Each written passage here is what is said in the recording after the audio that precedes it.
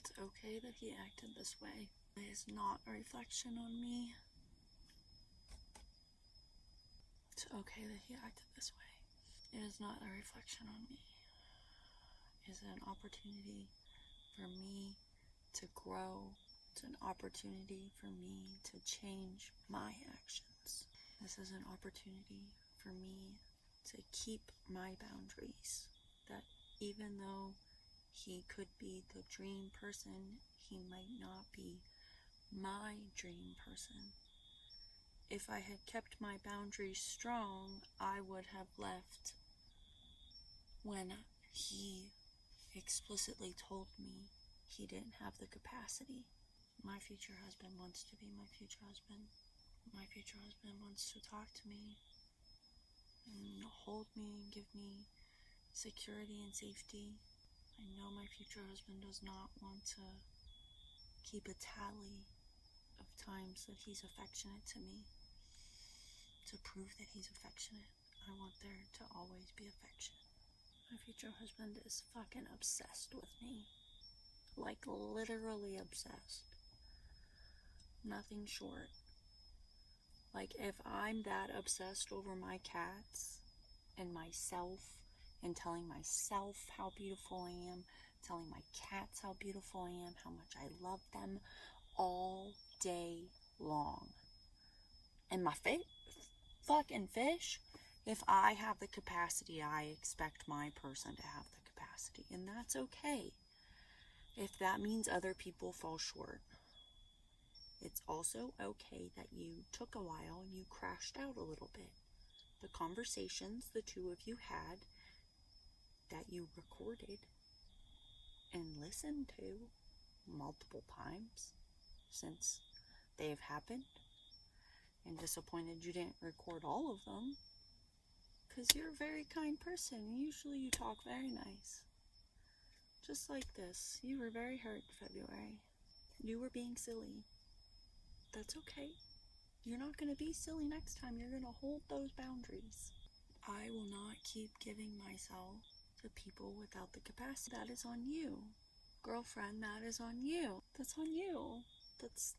And that's okay, because now you can do it differently, right? Yes. I know you've gotten too skinny. That's okay.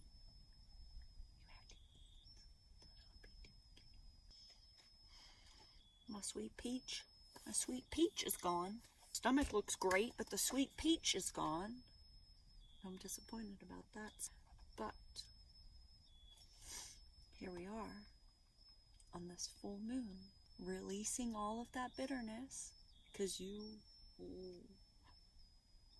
we've been bitter, very angry, frustrated. Where's my emotion wheel? I have a bigger one and a small one. It's okay. I recommend everyone have one. There are a lot of, so I have never been allowed to speak my truth. So my throat.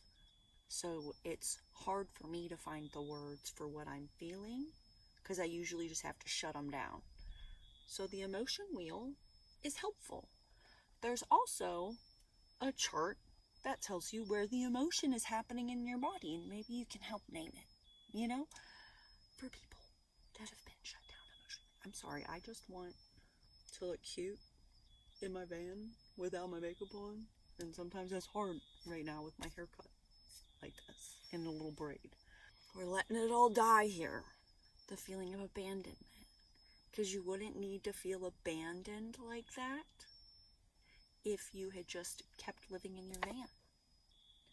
And when he told you he didn't have the capacity, you drop that attention and that affection and that capacity that you have, dear Cancer, Gemini, Sagittarius. You have that capacity.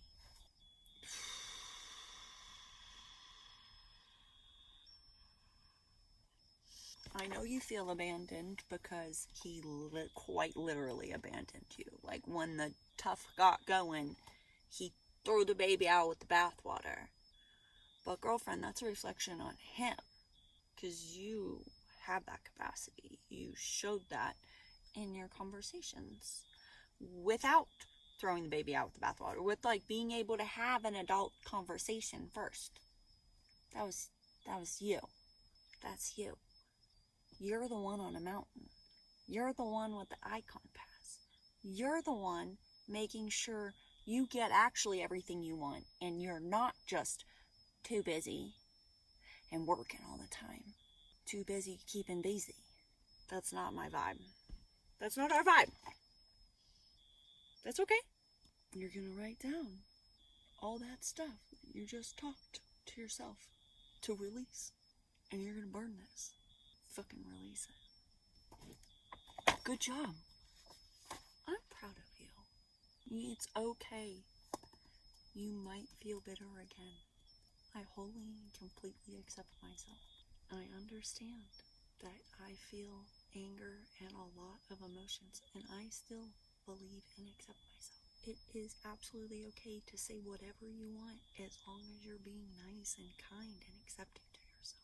My self-worth doesn't change because I don't actually know how to do the tapping. It'll get better. This is the first time I'm doing it, and I'm already recording.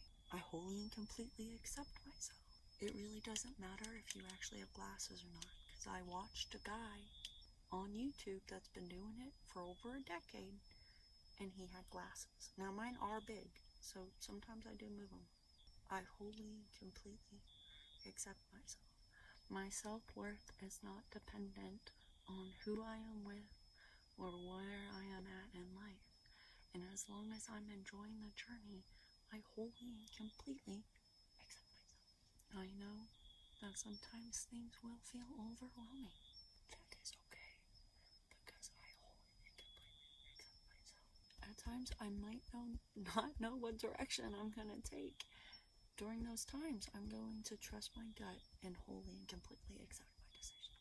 It does not have to be perfect, girlfriend. You're releasing a lot of shit. That was a really traumatic experience to actually go through, and I wholly and completely accept you.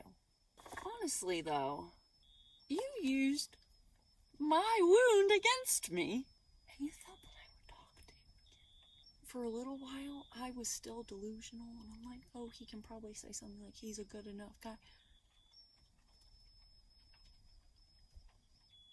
Release.